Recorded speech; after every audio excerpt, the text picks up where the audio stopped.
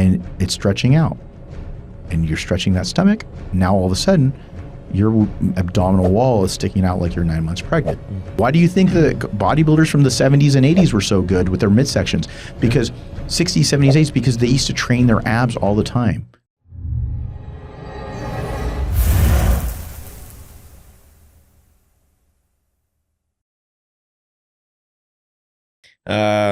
Training abs, body weight or with weight? Both. Yeah. So again, talked about this, but it's been a while. So you need to be able to build your abs to be able to get them to pop. So use either your own body weight for tension, or you might be able to do crunches using a machine or using the ropes to be able to create tension. But if you have a tendency for your obliques to grow, you have to really, really be mindful so that your obliques don't kick in, because if they do, they can actually widen your waist, especially if you go with really heavy weight. So make sure that if you have the tendency to have big obliques, you minimize additional resistance. Use only body weight, use crunches, use certain exercises that are not going to kick in those obliques so much. So therefore, they're not going to grow. But if you're using a ton of weight, if you're going to end up taking a dumbbell and you're doing side bends with a 50-pound dumbbell and you're like, I don't know why my waist isn't getting any smaller. Come on, use a little common sense. Do not use heavy weights for abdominals, especially if you have obliques that tend to kick in and grow. And that even goes with lifts. If you do one arm dumbbell rows really, really heavy and your obliques tend to kick in, that can make your obliques grow. Be careful. If you do heavy squats and you have a core that's getting bigger, that's why powerlifters have thick cores. Because they have to pick up heavy ass weight. Bracing their core constantly. Exactly. So that's not going to make your waist any bigger. I was talking about that back in the day since men's physique started. I had my athletes turn around and not go super heavy. You didn't need to go 4 or 5 plates on your squats. You didn't need to do 400 or 500 pound deadlifts, because the core strength is going to eventually kick in and your core is going to grow.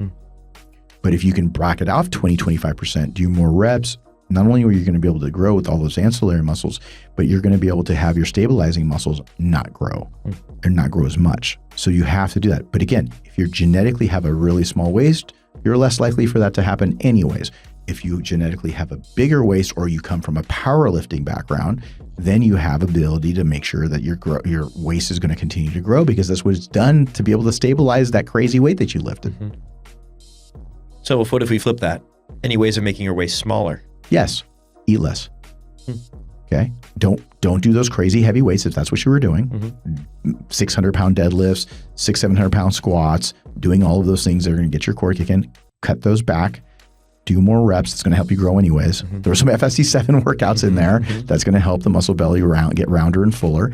Then by the lighter weight, those ancillary muscles and the stabilizing muscles will not kick in as much.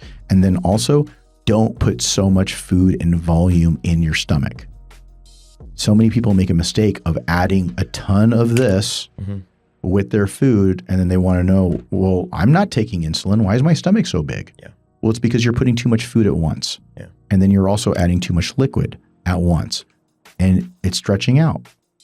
And you're stretching that stomach. Now, all of a sudden, your abdominal wall is sticking out like you're 9 months pregnant. Cut back the food, dude. Cut back the fluid when you're eating. Because it's volume. That added volume is going to stretch your stomach. Do things like vacuums and things help to bring your waist in? Absolutely. Why do you think the bodybuilders from the 70s and 80s were so good with their midsections? Because 60s, 70s, 80s, because they used to train their abs all the time. Modern day bodybuilders are freaking lazy. They don't want to train their abs. It's like homework that they didn't want to do in the class that they hated the most.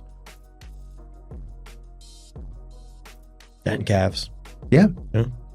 Yeah, I mean, the guys that have the best calves don't train calves because they're genetically gifted. Ask Kuklo. Oh my gosh, yeah, he's got. Okay, I bring up Kuklo because he's in our backyard. Yeah, ridiculous calves. Yeah, and it's one of those things where these guys that have amazing calves, they don't barely train them because they're just genetically gifted. Hottie, he trains the shit out of his calves because he had to get them to grow because he's just not genetically gifted with them. You were saying, because Derek's got some big old calves, but you were saying that they were not always that way. No. Yeah. Derek's legs and his calves were not big. Yeah, they're just growing now because we really emphasize the crap out of them.